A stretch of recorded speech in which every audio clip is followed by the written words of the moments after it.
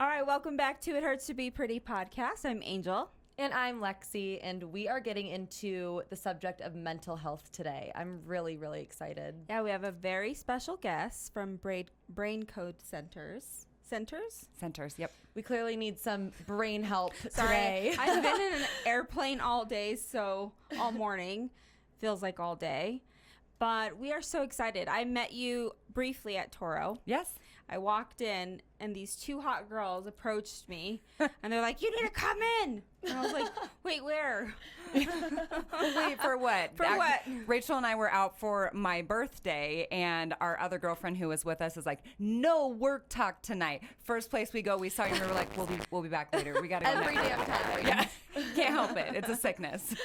Yeah. So, no, I just want to thank you for coming in and explaining this because I am very curious about it. I know very little about it. I have done some research, but I know my good friend Taylor has gone to you guys and a few other people who have spoken very highly of your center. So we're going to start with Lexi. She has a few questions, I know. I do. And I was going to mention, we're no strangers to struggling with mental health, whether it be depression. I've had severe ADHD my whole life. Mm-hmm. And I think after... Yep. Hence the tequila that we're going to crack open after this. But for me, traditional therapy and psychiatry, it seems to kind of hit a point where it stops working. I'm really looking forward to hearing what neurofeedback is exactly and how it works, how it's different than therapy. So why don't you go into, I guess, exactly what is neurofeedback? Yeah, oh my gosh, absolutely. So I am with the company Brain Code Centers, and we are a brain mapping and neurofeedback company. So we specialize in kind of specifically brain mapping and neurofeedback, but also just generally mental health. So Rachel Lambert, I almost said Ragsdale, she just got married in December. Rachel Lambert is the owner of Brain Code Centers, and I'm the Senior Vice President of Business Development, but I also have been a neurotherapist for many years. Both of us have master's degrees in clinical mental health and then licensure in clinical mental health as well. Brain mapping and neurofeedback. So brain mapping is essentially... we are taking scans of the brain, right? Mm-hmm. So we are looking at not only, it's kind of on the same playing field as a CT or an MRI or an EEG, except that we're not only looking for structural damage in the brain. So it's not that we won't see it if someone has had a brain injury or concussion or something. It's not that we're not going to see that, but that's not the only thing that we're looking for. Mm-hmm. We're looking at the electrical and neurological wave activity happening in the brain.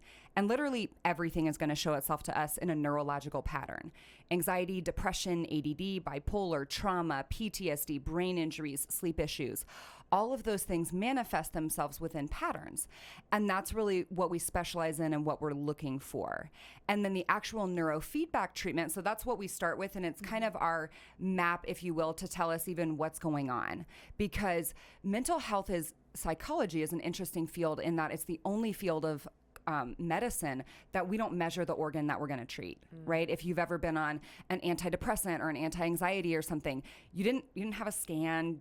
You might have done some blood work with another doctor, but generally it's symptomology based, right? Okay, I have these symptoms. Okay, let's try Zoloft. Let's try, Xanax, whatever. Okay, that didn't work. All right, let's change the dose. Let's try a different med. It's kind of throwing spaghetti against a wall and seeing what sticks. With neuro, we want to see exactly what's going on, as anxiety can show itself in about 50 different patterns in the brain. So if we're training just based off of symptoms, and a lot of neurofeedback clinicians do. That's not how we choose to do neurofeedback, but some people do. We want to know exactly what we're going in for so that you have the best and fastest results possible, right? Neurofeedback is actually brainwave training. So we are operantly conditioning and training or teaching the brain, if you will, to work differently and to serve you better. So we start off, when you come in, you always have a couple of small copper electrodes on your head. If you look at our Instagram, you'll see, people with caps and stuff. That's usually for the MAP. Normal sessions is just little electrodes. And then the feedback loop of neurofeedback is the electrodes are going to pick up the electricity. It's going to go into an amplifier, into the software, and then actually be fed back to you through visual, auditory, and tactile forms of reward: watching, listening, holding. Those things really are working kind of as a mirror for your brain, that your brain gets to experience in real time what it's doing and training itself. Like, if you've ever given a speech, right, or done Toastmasters or something, people tell us to practice in front of a mirror so that we can correct behavioral changes. Our face, our body language. With neurofeedback, we're correcting neurological changes. And neurofeedback has come such a long way. It actually started in like the 1940s, and it was literally a red light and a green light. And when the red light was on, you weren't being rewarded, and then the green light would pop on. And now we can watch Netflix and play brain games, and it's, super interesting and engaging.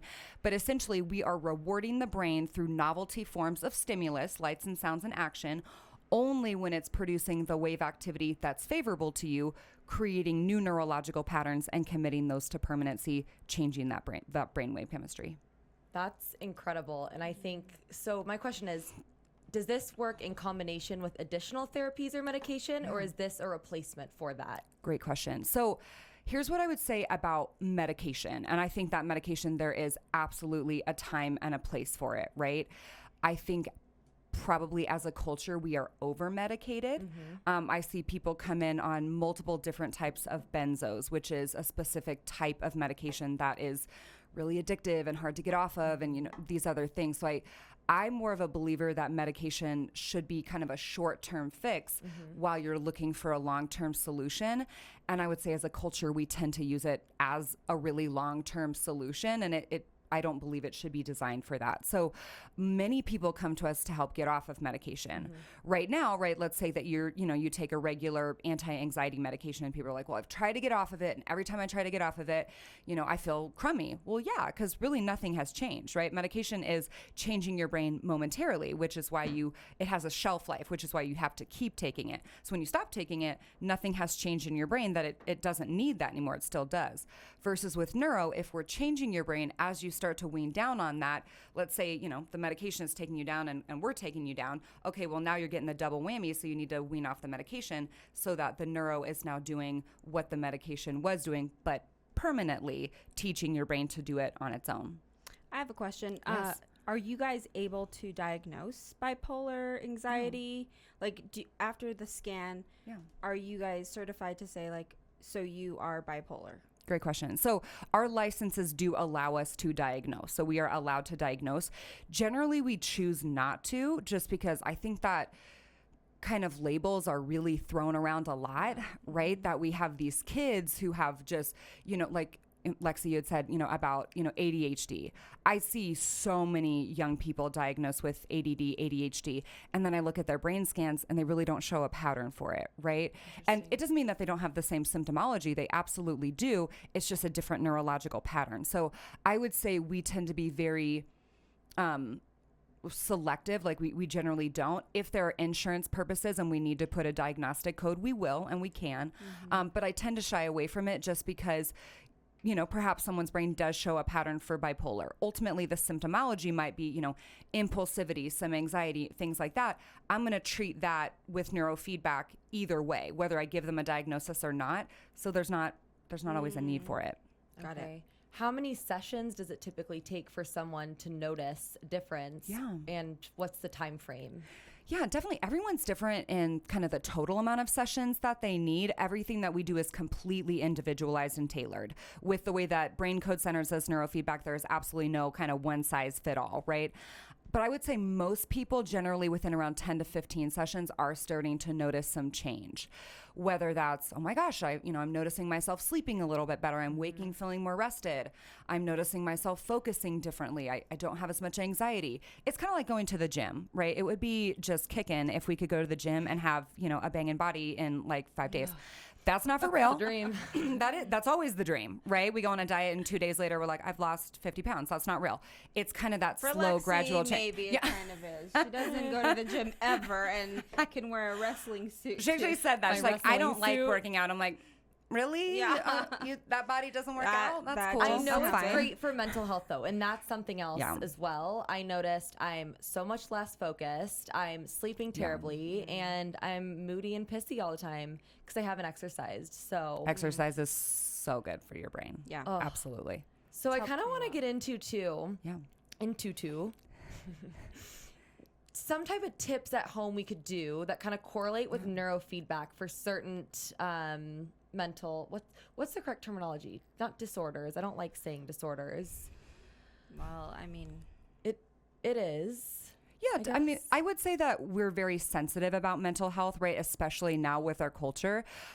Disorders is, a technical term, but we tend to just say more of, when you're having unfavorable symptomology, right? When you're feeling kind of crummy, things like that. But I also think a lot of people kind of diagnoses, as we talked about, or, calling something what it is can help people to bring a lot of understanding. So for some, it feels good to have, a name on it, and for others, it doesn't. So because when I get diagnosed with shit, it's like, you have anxiety disorder. I'm like, oh God, seriously? But that's a psychiatrist, right? And that just goes to show the difference. It's definitely on a prescribing base. But working hand in hand, coming into your office and at home, I kind of want to go through a couple things, and you can go through some tips. So absolutely. Obviously, we think neurofeedback is the best thing ever. I think really anybody can benefit from neurofeedback, from, whether there's actually something going on, or we do a ton of peak performance training for people who just want their brains to be better. But actually, Rachel and I, we do keynote speaking as well. So we speak to large companies, small executive groups, and we talk a lot about kind of what can I do now, right? Okay. It's such a nice idea that everybody can come in and do neurofeedback, but what are some other things that I can do at the moment? So one thing that I absolutely love is box breathing. And if you're unfamiliar with box breathing, it's literally breathing in for 4, holding that for 4, breathing out for 4, and holding that for 4, and doing that, whether that's for a minute, 2 minutes. It's actually going to bring your brain kind of back to a place of homeostasis. It's going to bring down your heart rate and just get you out of, if you're in kind of a fight or flight state, it's really going to help bring you down. I do it all the time myself. We met with someone, a gentleman who lives in California. It was a business connection. And without any prompting, he was talking about box breathing. And he was like, I committed to doing box breathing for a year. He was like, it completely changed my life. Wow. Kind of like meditation, right? People talk about meditation, but a lot of people talk about meditation. Meditation's actually really hard for a lot of people, right? That if you yes, if you have a busy brain, no. It's really hard to master. It's hard to stay focused. I dived deep into meditation a couple years ago, and it's still hard for me, to be honest, but it did help me a lot. Yeah. And it's awesome. But for a lot of people, I think that we put it as like everybody should meditate. And then I look at people's brains who are 5 standard deviations above the mean in fast wave activity. I'm like, there's no way. It's probably. I bet 2 seconds of meditating and you want to crawl out of your skin. Right. So box breathing is something great that you can do, that you're focused on, that you're thinking about. So it's not clear your mind. Well, some people can't. So it's a really great thing to kind of tangibly do. I also love bilateral stimulation tapping. So literally tapping on either side of the body, slowly, quickly. There are actually devices that you can get. They're called touch points. The website is the Touch Point Solution, and they're actually wristbands that you put on, and they kind of do it for you. They give you a little buzz, but obviously that's something that you'd have to buy and then keep with you. You can literally tap yourself anywhere or have someone tap on you. So sometimes before clients will train, I'll actually tap on their temples, just again to help kind of bring their brain and their body back to a place of homeostasis. Is that the same thing as neurolinguistic tapping, or is that different? I would not say that I'm as well versed with neurolinguistics, because I couldn't say, but tapping is used for a lot of different things, so possibly. Okay. Yeah, even for injections, you sometimes tap. What does that do? It helps them think about the tapping rather than the initial. Okay, kind of like those little buzzer thing, like the little stick buzzer thing that you can get, so you're not thinking about the Botox, or whatever. I have a question, because a few of my kids struggle with anxiety. Yeah. Do you consider brain code setters to be a cure to really help if they really followed through the plan and got through, the course that you put someone on, to really say like, hey, is there like a graduation certificate, hey, you have no more anxiety? Because and no offense to what you do, but in society, with the world, for me, social media, running a business, worrying about my grown kids, there's killings or shootings. And so, even if we were to do this, it's like a tug of war, right? So it's like when you work out, but then sometimes you still want that extra donut. So it's like this tug of war in your mind, especially for me, who I actually suffer from anxiety. because of my business, and I've come a long way. Yeah. And I've been open about my Lexapro. I'm not ashamed to say that I've gotten on medication because it was really, really bad at one point. Yeah. And so for me, I'm trying to wean myself off that medication. Yeah. So working out has helped. All that has helped. Do you consider your center to be something that can say like, hey, guess what? You graduated. You don't have any more anxiety. That's a fantastic question. I would really steer clear of the word cure. I don't like it. I don't really associate with it just because, what exactly does that mean? Like you said, is that taking your anxiety from a 10 to a 1? Is that okay? So is that gone? It's so much better. Is it, for some people, even if we could bring it down to a 5, that is absolutely life-changing. So I would probably stay away from the word cure. Do I have people all the time who come in who started off as a 10? I have panic attacks every day. I'm literally crawling out of my skin. I haven't slept well in 10 years. To when they leave, I don't even remember what anxiety feels like. Absolutely. Yes.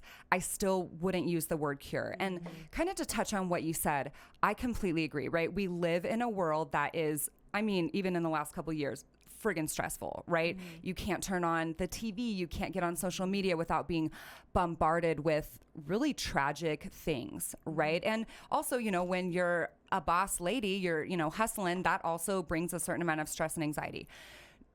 Neurofeedback is not meant to necessarily like change that drive. It's how your brain manages it, right? So sometimes, and I hear this from people, well, anxiety motivates me, right? Well, I need the anxiety because that's what gets me going. No, that can come from a totally different place, a clean place. So anxiety, everyone has the same brain waves. We have delta waves, which are like deep, slow, restorative sleep. Theta, kind of drifting into sleep, not fully awake, not fully asleep.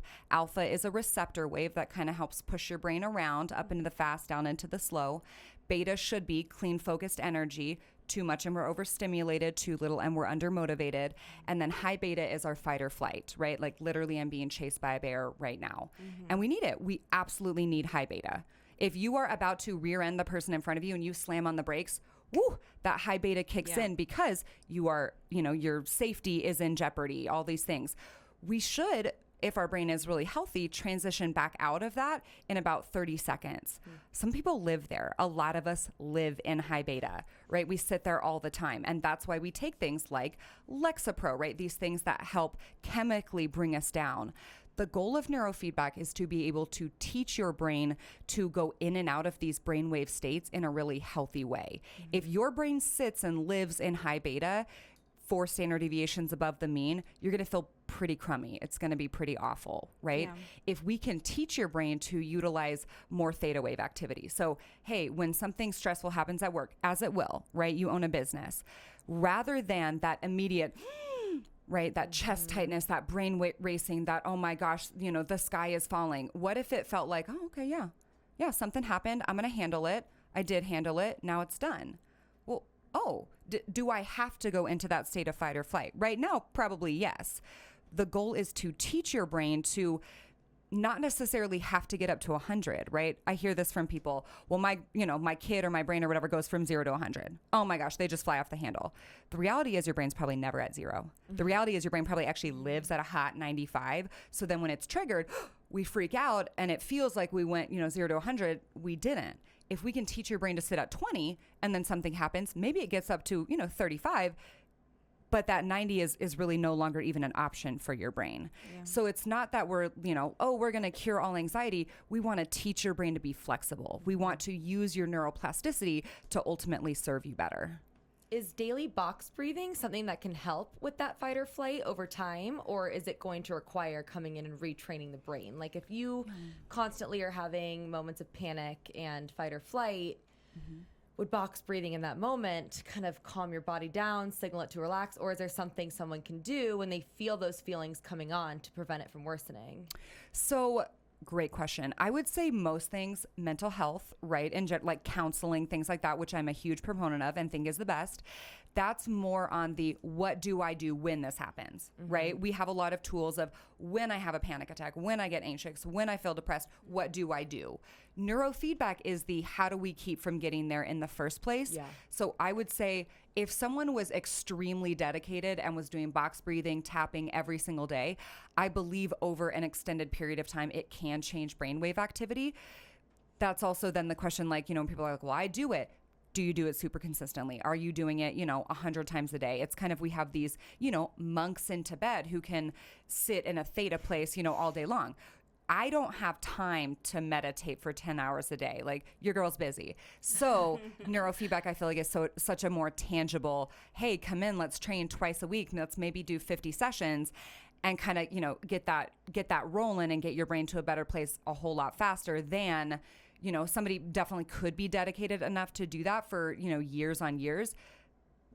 I think that sometimes we, forget those things. Do you guys support the latest trend on, microdosing with mushrooms, psychedelics, things that are helping people who are addicted to drugs, people who have been through traumatizing Ketamine therapy for depression has been. I mean, it's, to me, I've taken mushrooms before. I liked it. It was just more for fun. But what's your guys' take on it? Yeah. So, and this is, probably I'm not speaking for the company right now. This is like the company. Yeah. This is Angie, Stories with Angie. Love it.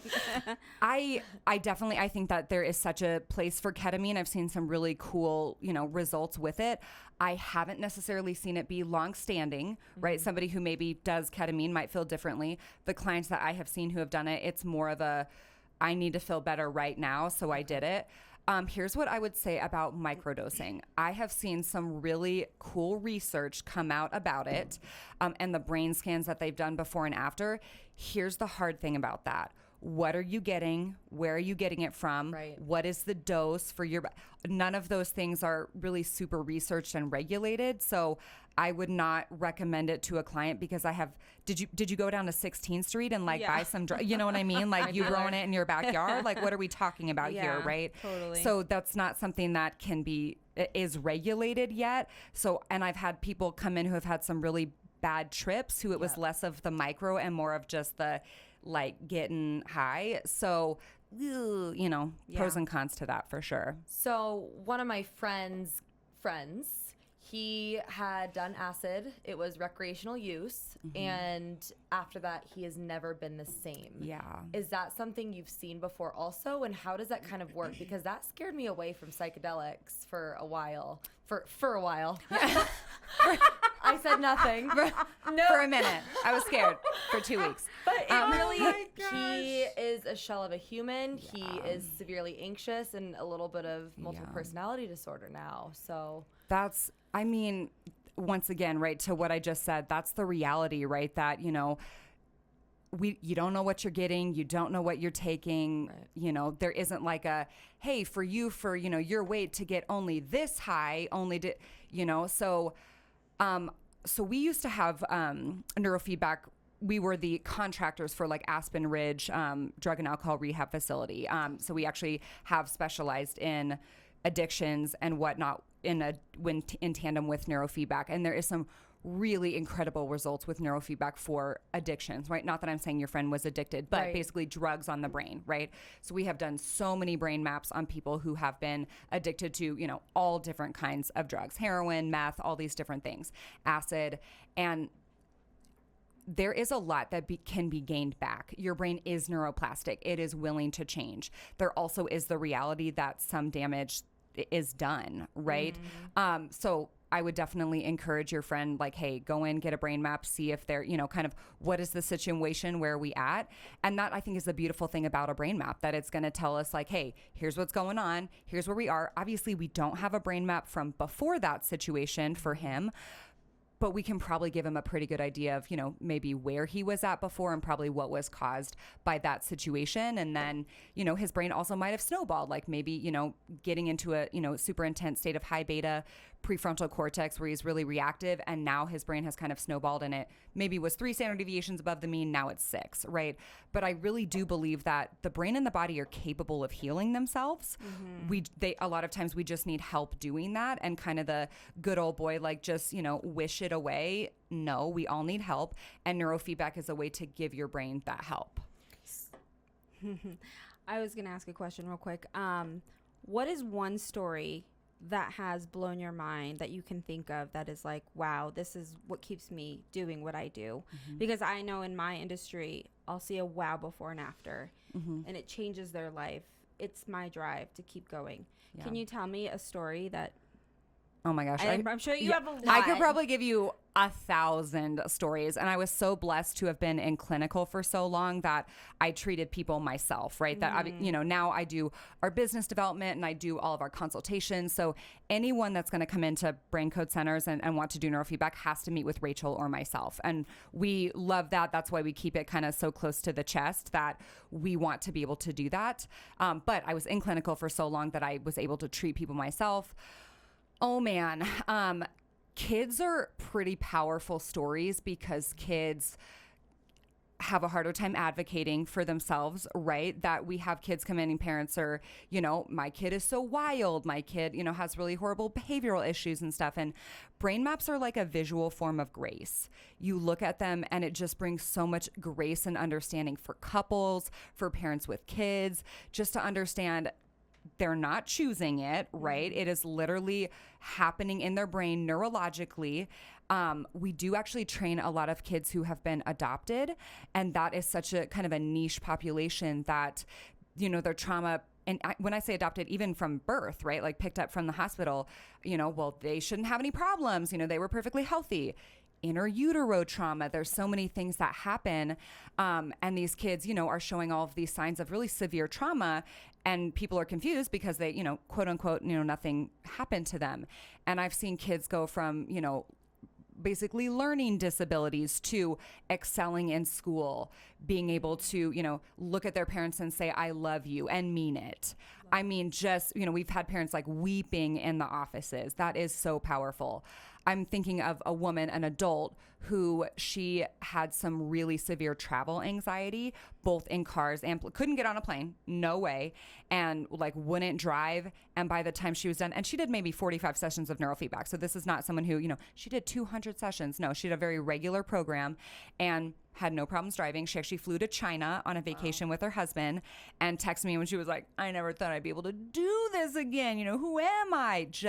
And I could literally give you story after story after story of people, coming in extremely skeptical, right? Like, what is this? Is this some weird snake oil brain training? And leaving going, oh my gosh, I'm a new human. I want to ask, I'll go down a list of certain things and I want you to tell me what effect they have on the brain. Let's start with alcohol. So, yes, alcohol, and I am a partaker in the occasional glass of wine. I got here. When I met her, she was celebrating her best life. It was awesome. I loved it. Live an actual best life. I know, to say that I was not already a little toasty. Rachel and I may or may not have started at the Jacquard at like 11 a.m. that day, and you met us at like 6. But regardless, alcohol is a downer, right? So it's going to produce more theta wave activity, more slow wave activity in the brain. And especially when we see people who, I could look at any brain map and tell you if you were to use a drug or drink or something, like one, probably how many drinks it would take for you to start to feel it and what you would actually enjoy. Right. And that's, so validating for people who maybe have struggled with, let's say, alcohol addiction. Like, oh, why is this my battle? Well, because your brain is lit all the time, just running. And you have 3 drinks. Yeah. And now you feel like a regular person. Right. I hear that from people who smoke weed. I feel normal, and I'm using normal in quotations just because, everyone's normal is different. But, some people, they smoke a little bit of weed and they feel super high. Other people feel quote unquote normal. It's how far our brain is outside the standard deviation. And then basically those substances are taking us closer to the norm and making us feel more normal. When they say that tequila is the only upper alcohol, is that true? Good one. That's a great question. I wouldn't say that I've mapped too many people who are like boozy when they get mapped because we tell them not to. But there are different. I'll be your first try. Yeah, we'll be your guinea pigs. I did have a guy come in one time for his brain map, and our brain maps are, it's not for free. And he goes, I just came from a happy hour. Is that okay? I was like, Oh, no, buddy. it's not. So we're going to reschedule. And you didn't read the paperwork, Abby. So, tequila, things like that. Alcohol is still a downer, but how it makes your heart race and different things like that, people's bodies experience those things differently. What about hours of sleep per night? I know everyone is going to be very different. It depends on hitting REM, but someone who's averaging 4 hours a night, what does that look like on a brain? So I don't love when people are like, I get 5 hours and it's okay. I only need 5 hours. Nobody only needs 5 hours. There is no magic brain that like only needs 20 minutes and you're good. Everybody needs like 7 to 8 hours of sleep. Now, if you feel rested in the morning like that, good for you. It'll catch up to you. Like it's coming for you, right? That our sleep is so critical. Our brain heals in sleep. There's all these different valves that are only working when you're in like REM cycle sleep, right? And we see we do specialize a lot with brain injuries. And, people who've had brain injuries, especially more severe TBIs, have a harder time getting into REM cycle sleep. So someone who is not sleeping as well, it can look a couple of different ways. I do see people who have way too much delta wave activity, which is sleep wave activity happening during the day. That's going to be somebody who you experience. Yeah. Oh. Like narcoleptic? They're going to be a lot slower. Like they're going to be pretty kind of foggy, kind of slow, talks a little bit slow, because their brain is literally having to pedal through mud to kind of get up and going.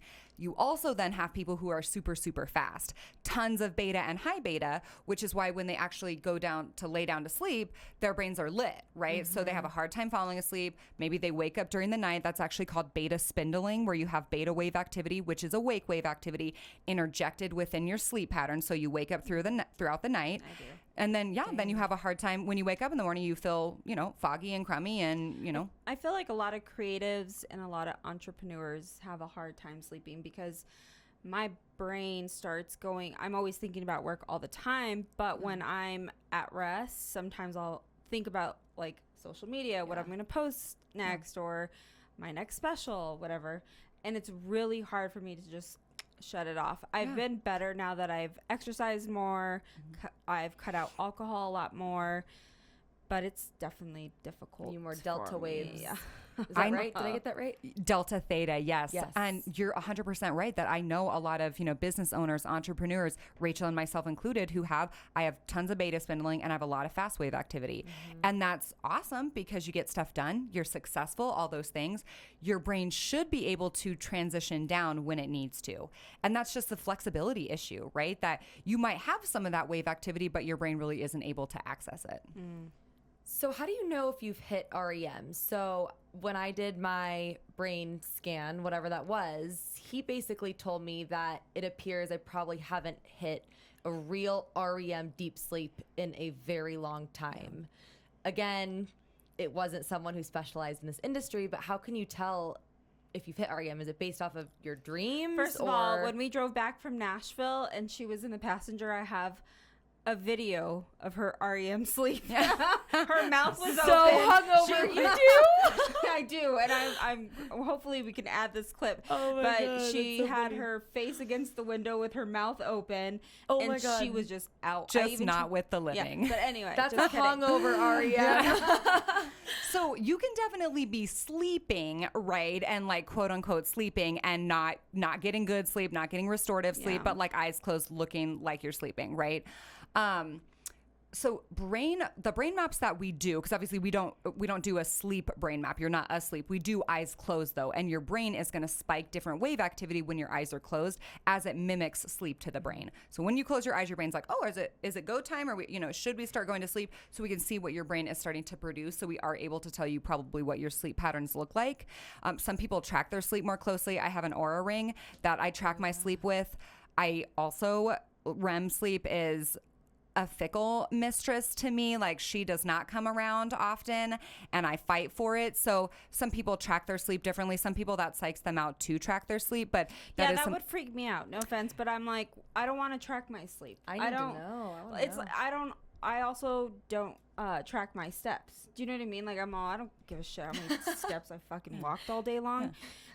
But I can see how people would want to kind of control that and say, how could I improve it? Yeah, especially if there's something you're actively working on, that can be helpful. Yeah. But really, you're probably going to notice by the way that you feel, right? If you're feeling more alert during the day, if you're not having brain fog, these different things are telling you that the sleep that you're getting is better, more restorative sleep. What does weed do to the brain? Oh, man. Marijuana causes frontal alpha slowing over time. Slows your processing speed. It's not a winner. And I know weed sounds like my ex-husband. Weed is a big thing. Kidding. I mean, we're in Colorado, right? It makes so much sense now. It's all coming together.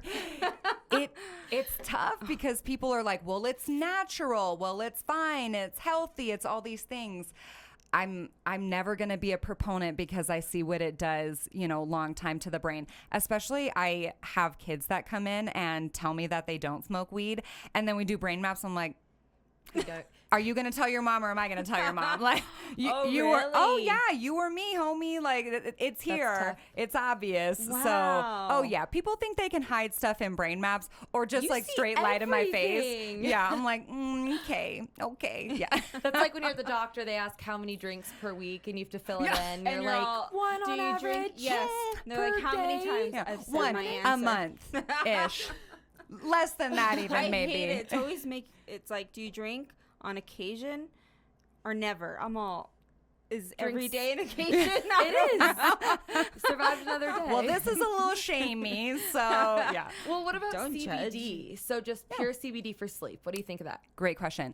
Not all CBD is created equal. I will just say that straight up. So we actually have done a ton of clinical trials ourselves. So obviously these are just us doing it, brain maps before and after, using different CBD products from different vendors and whatnot, who have basically brought their products to us saying like, hey, will you promote our product? And we're like, well, not without looking at what it does. And not all CBD is created equal. I've definitely seen CBD where you're taking, a larger dose of CBD and it does literally nothing to the brain. And then we do have CBD products, or there are products out there that actually bring down high beta wave activity 1 to 2 standard deviations with one tincture full. So there are some cool products out there. There's also a type of CBD. We actually carry Magic, I think it's MAJIC CBD in office, because they honestly had the best product that we've seen. One of their products is more of an upper, so it's actually going to create a little more beta wave activity in the brain, give you a little bit more focus, more motivation, and then they have one that is going to bring down some of that high beta.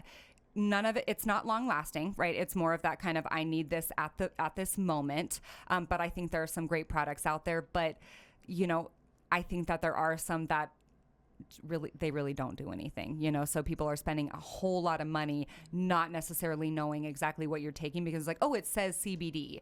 What's actually in there? What's it mixed with? All these different things. And that's not super regulated. So you can kind of just, go to the store and get whatever. Right. So you're saying that marijuana slows down their brain, like the way that they function on a daily basis, or are you talking long term?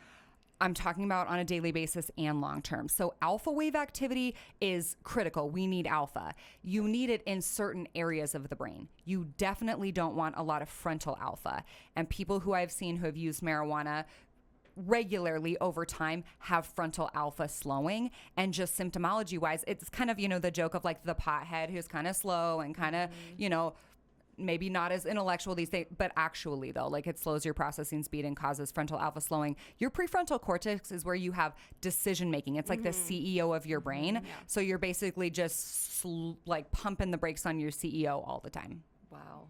My mom always told me that, and I never believed her. I just thought she was super conservative, and but it is true, and she's seen studies with moms who have smoked weed during pregnancy and how that affects their baby. So Definitely. it's pretty insane. But I want to wrap it up and end with, are you on TikTok? I'm not on. I'm actually, honestly, the worst at social media. We definitely have social media. Rachel is the champion of that because I honestly, to make a reel would probably take me days. Like I'd be Googling how to do it. I don't have a TikTok. You'll never get sleep. Don't start. Oh God, don't even understand it. Yeah. Don't start. But with that being said, there's a trend on TikTok where it's an expert in their field saying 5 things I'd never do after the knowledge you've learned in your industry. So for example, 5 things a dermatologist would never do as if they were just an average person. So what are 3 things you would never do after working in neurofeedback? 3 things Angel and I should never do.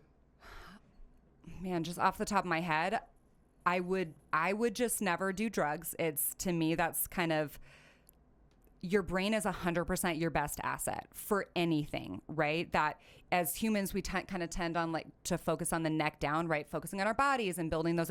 Your brain is your best asset. So putting stuff into your best asset that's not going to help it is a real bummer.